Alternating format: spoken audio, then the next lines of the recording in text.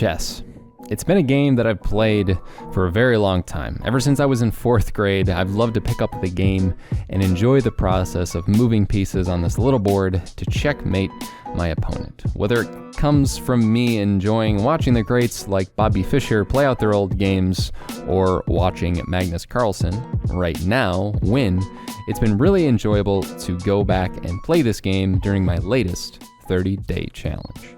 With the Queen's Gambit having come out last fall, I decided to pick up the game again and spent many hours playing, studying, and immersing myself into the world of chess by even watching the professional circuit, just like I used to back in high school. So as you can tell, and by the title of this video, you can see how I have a passion for something, and obviously it's chess. And due to that reason, I wanted to do a 30-day challenge regarding this type of game. So what I ended up doing was I made the rule for myself that I had to study, play, or do anything regarding chess for 1 hour every day for 30 days.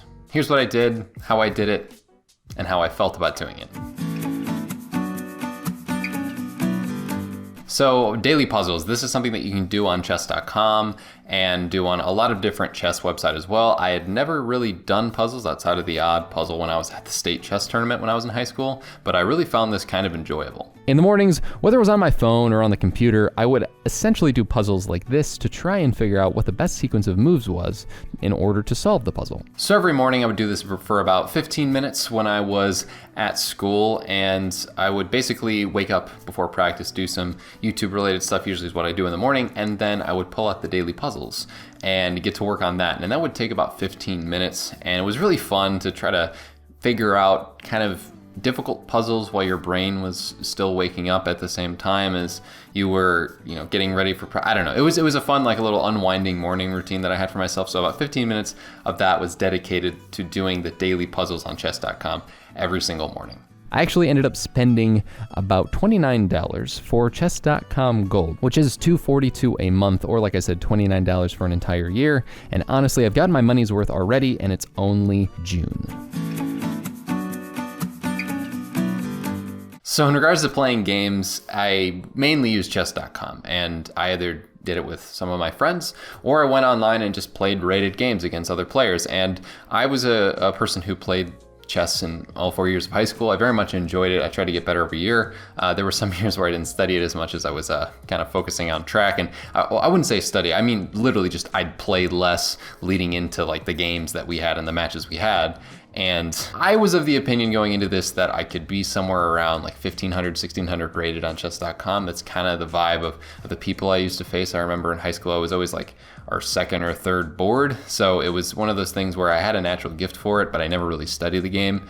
And I definitely knew a fair amount of theory just based on what my older brother was the chess captain. So like I don't know, you kind of pick up on things when that's someone you live with your whole life. And for reference, 1,500, 1,600, that sort of range is a decent rating. So in chess, I'd say like under 1,200 is kind of novice. And essentially that just means I'm an intermediate player who, if you probably played a game with me on average, most likely I'm going to be better than the novice player, but I'm not exactly going out there ever going to compete with people who are even close to the masters category, just because I don't really study the game as much as they have, and that's kind of how the rating goes up. The difference between me and someone who's like 2,000 rated is just studying for a while. I found myself dipping initially and then climbing in the rankings as I found my footing and rhythm again. So what was really interesting during this process was, and I remember saying this a lot to people who I started playing chess with, if we played like a shorter game, like a blitz game is what it's called, I would play pretty bad in comparison to what I used to. And then I kind of got the hang of blitz or whatever. I just never played it in high school. I only played classical games, pseudo-classical, more like rapid games where you would, get a 30-minute time control on each side, and you kind of had a while to think. Sometimes even 45 minutes, I think, was at state. And I'd only been in that environment. So then when I switched to doing like these short burst games and thinking, I did worse. But then you made it any longer than like 3 to 5 minutes, and I would just start like crushing the people. Like it was way different. And I think it was maybe, I don't know if it was because I work better over time and some people just go by first instinct and they can't calculate stuff. But I had a lot of practice calculating multiple moves ahead when I was younger, And I just guess I didn't need that quicker pace because we had 45 minutes on each side to figure it out. But yeah, that was an interesting thing. I was significantly worse at the quicker type of chess than I was at anything relatively long. I noticed this when I tried to play Blitz on chess.com initially, which was anywhere from 2 to 5 minutes, and I was stuck at a rating in the 1400s, and it took me a while to get there. But then when I started playing Rapid, which was 10 minutes or more, I climbed into the mid 1600s pretty quickly, and I nearly hit 1700 during this experiment. What was my most favorite part about this whole experience and in playing the game was two of my roommates, for one being Chance actually, and the other one he who shall not be named. No, I'm just kidding.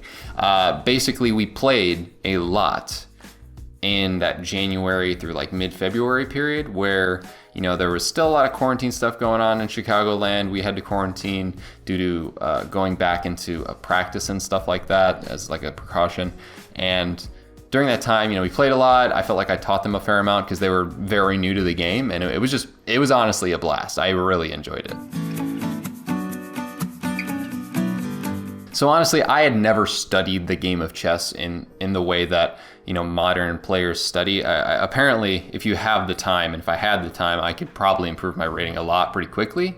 But I don't think that I have the time or kind of want to take the time to study insane amounts of opening theory, endgame theory, middle game theory, different variations of openings. And I did this during, the different parts of the challenge, and that was fun, but I had never studied chess before this outside of, reading a book or two that was in my brother's bookshelf because he actually studied chess a little bit more. He was probably much higher rated than I was at the time. And, it's interesting what you can do now with studying for chess. A lot of YouTube videos from Gotham Chess and Hanging Pawns taught me lines that I really enjoyed and openings that I had never even heard of. Using chess.com's database and chess engine to study was also interesting, and here you can study different openings and see how often moves have been played historically and what their won percentages are in history and in chess.com. Naturally, I used Notion to keep track of what I was studying. All the different openings and different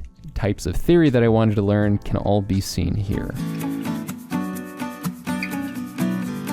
What was really cool during this process was that the Meltwater Chess Champions Tour was going on, as well as some other things like Tata Steel, which is an annual pretty big chess tournament. Meltwater Chess Champions Tour is this new online tournament that they did. I don't know if they started it pre-pandemic or during the pandemic, but essentially I got right in there, and I believe it may be sponsored by Magnus Carlsen. I may be wrong, which is kind of funny. It's the Magnus Carlsen Meltwater Chess Champions Tour, which is funny because he's playing in it. I thought that was just weird. But anyways, there was a chess tour online that was really cool. I got to see all the guys I used to watch in high school playing and duking it out. And it was just really interesting to watch. And I got back into fanboying over Magnus Carlsen, and I had a lot of fun doing that. I watched the Chess Champions Tour before a couple of races, actually. That was my trying to stay mentally active before I'd go and race. I on the bus ride over, I was watching that, and I really enjoyed that. That was some non-mindless content. The Meltwater Chess Champions Tour was a great online tournament circuit that professionals started playing in recently, and it was pretty easy for me to consume some enjoyable chess content all the time. And honestly, if anyone saw PogChamps, you're aware that it's pretty funny, entertaining, and from the perspective of someone who was probably capable of winning that tournament, it was kind of funny to watch too.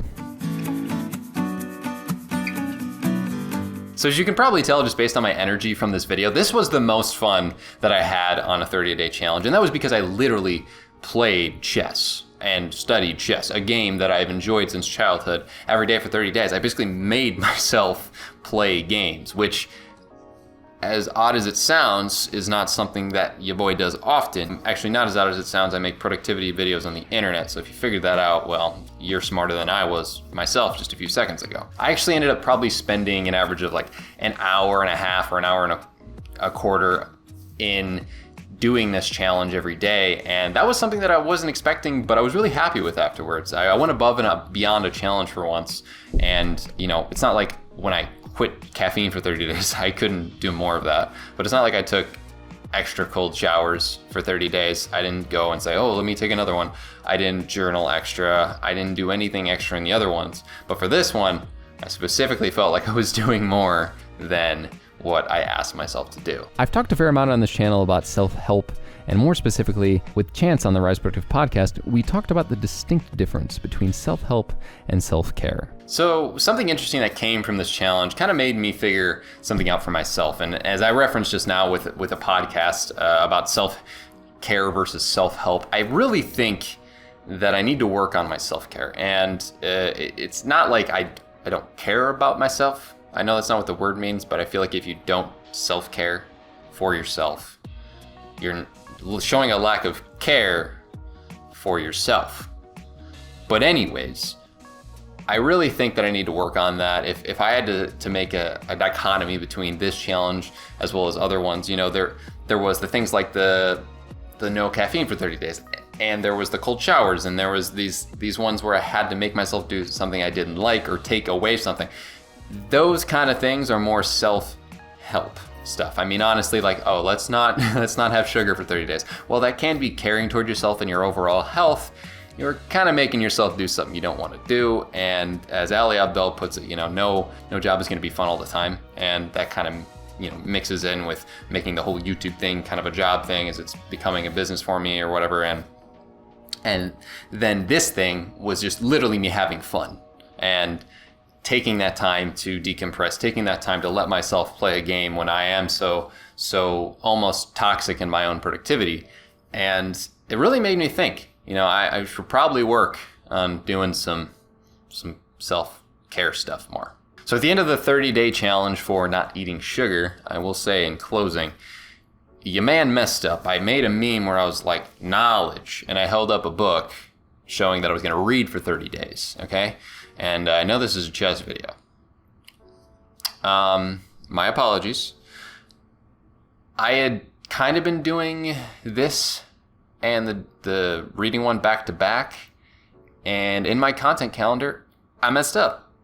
So there's that. The next video, though, you will be seeing in regards to a 30-day challenge, which is going to be going out in like a 4 to 6 week schedule. I don't really know. I will be talking about my 30-day challenge for getting knowledge. And I appreciate all the support you guys have given me on every single 30-day challenge. It's been one of my favorite series to do on this channel. As you know, my real life is coming up with a job and everything. It's going to be a little bit hectic, but you know, I am really excited to like do this, have the 30-day challenges. Sorry, have the YouTube channel in general, have the 30-day challenges. On top of that, have the job, everything. Life's moving in the right direction, and I just really appreciate you guys for being on the journey with me, and I really appreciate all the support that you've shown me over this past year. That YouTube anniversary video came out, and I was just like, man, I made videos for a year, and I've been doing 30-day challenges for a year. I think around this time last year, I was quitting caffeine. So thank you guys so much for all the support. I really appreciate every single one of you, and with that being said, I will see you guys in the next one.